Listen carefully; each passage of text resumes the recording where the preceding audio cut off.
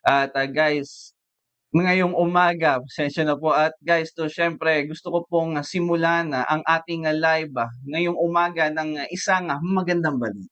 At guys, no, ongoing pa din po ang ating payout. So sa mga big amounts po na through PesoNet po, clearing process pa rin po yan. No? Hopefully, today, magre-reflect na po sa accounts nyo po ang inyong payouts. At ongoing pa din po ang payout ng ating mga admins. No? Kaya onting pasensya lang po dahil inaasikaso na po natin yan ng mas maayos at walang errors para po mas mabilis, no, mas maayos at mas diretsong payout transactions po sa mga susunod na linggo.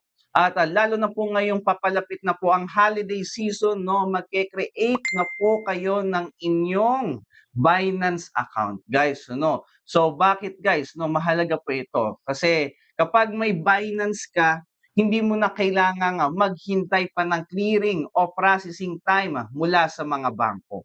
So ito po ay walang delay, walang aberya, kahit holiday o weekend, tuloy-tuloy pa rin po ang galaw ng pera mo.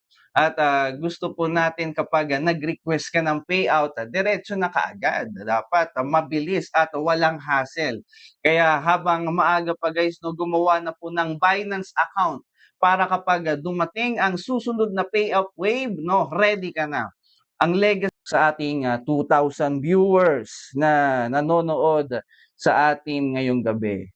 Ngayon po, no, gusto kong magsalita ng malinaw, diretsahan, at wala nang paligoy-ligoy po. No, sa mga patuloy na nagsasalita ng kung ano-anong negatibo tungkol sa akin at sa Legacy Asia, nakikita ko po lahat ng iyan, guys. Nababasa ko po lahat ng inyong mga komento. So, kung ganyan lang din ang gagawin nyo, puro reklamo, puro paninira, puro negativity, simplihan na lang po natin, no? Lahat po kayo na puro reklamo, i-refund na lang po kayo, okay? Refund na lang po. At hindi po natin kailangang pilitin ng mga taong ayaw nang makiisa. Ayaw nang sumuporta at puro reklamo lang ginagawa araw-araw. So kung hindi na kayo masaya, kung wala na kayong tiwala, edi tanggapin nyo na lang po yung refund. Tapos na po tayo. Okay? Nakakahiya na rin po kasi minsan.